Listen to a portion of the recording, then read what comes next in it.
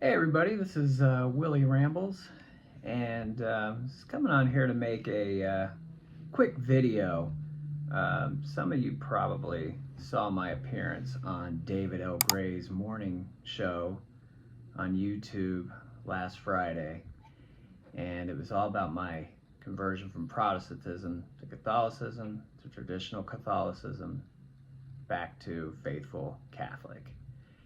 And the reason for this video is to kind of follow up on some of that because there were details left out, like what were some of my reasons for abandoning Protestantism for Catholicism.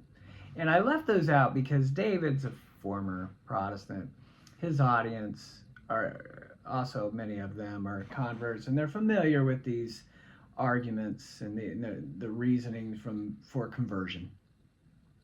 So I left these details out really because it wouldn't have been as fruitful a conversation if I would have gone into the weeds there. But for the sake of some of my subscribers who are unfamiliar with some of these arguments that I brought up and didn't go into enough detail on, I thought I'd make this video for you.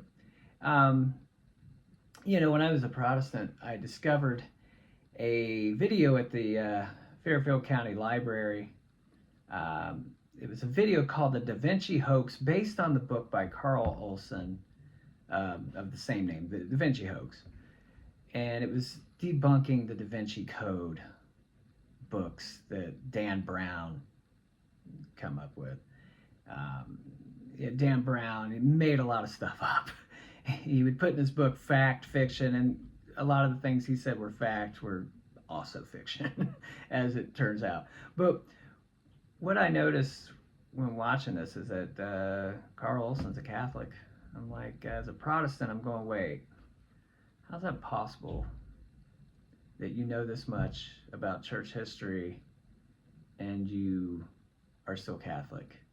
What am I missing here? So I looked him up online. I wanted to find his email because I got to say, I'm like, hey, what is wrong with you, basically? What am I missing? What's wrong with me? And I discovered when I looked him up that he was a former Protestant, converted to Catholicism. And that threw me for a loop. I'm like, what? Wait a minute. So I found his email, and immediately, I was like, what am I missing? Why did you make this jump?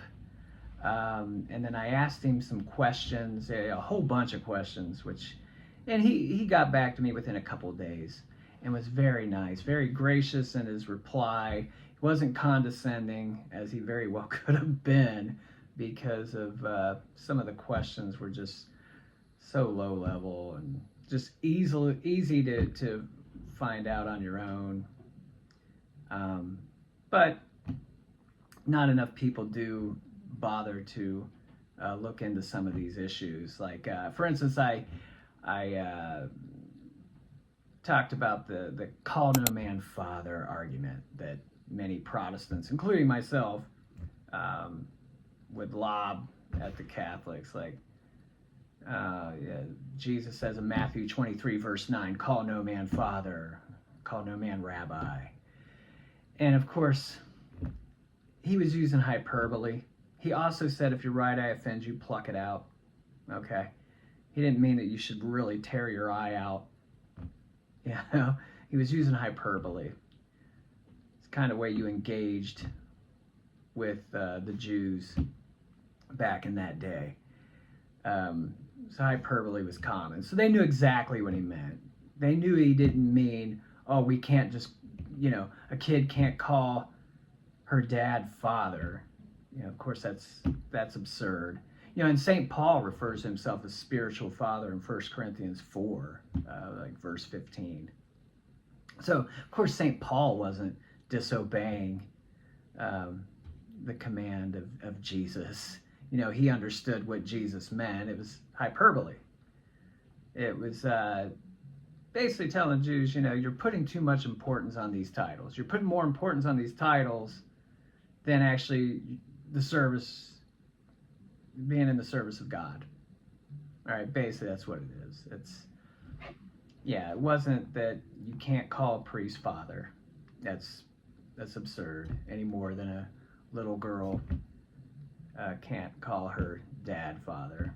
Catholic Answers was quick to point that out. You know, Jesus wasn't telling kids they can't call their dad father. So it was hyperbole. And then the other argument I brought up, I just kind of mentioned it in passing, was the vain repetitions argument in Matthew 6, where Jesus said, don't use vain repetitions like the pagans do. What he was saying was, don't be mindlessly babbling on and not thinking about what you're saying. There's got to be, your heart has to be in it, okay? When you're praying, you can't just be praying just to please God and thinking your empty words are going to be effective. So, I mean, for instance, when Jesus was in the Garden of Gethsemane, agony in the garden, we know it as, he prayed for 3 hours. And it seems like he kept praying the prayer, Father, if it is possible, let this chalice pass from me, not as I will, but thy will be done, okay? And that went on for 3 hours, because he went an hour, and he discovered his disciples, Saints Peter, James, and John were asleep. And he said, you couldn't watch with me 1 hour? Rise, pray, lest you enter into temptation, for the spirit is willing, the flesh is weak. Goes out and prays again, he finds them asleep, and goes out for the 3rd hour. Of course, you know, he finds them asleep again. But Jesus wasn't being a hypocrite. He meant the prayer. You know, he was sweat blood. He was so stressed out over this whole thing. So those were two I thought I would start off with. And, you know, put your comments below if you have any follow-up questions to these two issues. I'll bring up some more. I'll make a longer video where maybe I just go over all of these at once. But yeah, let me know what you think.